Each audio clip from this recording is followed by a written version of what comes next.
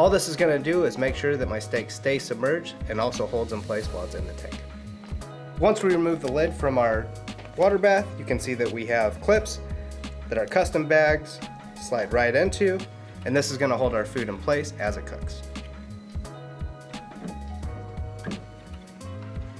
Unlike most sous vide cookers that are underpowered and take quite a bit of time to bring water to the right cooking temperature, the Typhur Sous Vide Station puts out 1,750 watts to bring 12 quarts of water to 130 degrees Fahrenheit in less than 20 minutes. But here's the real difference.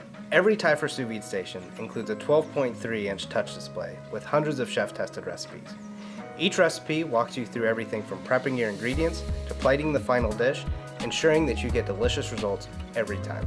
When using the Typhur app, you can monitor the time and temperature of your food, as well as receive notifications for the final steps. You can even schedule when you'd like your meal to be done for maximum convenience.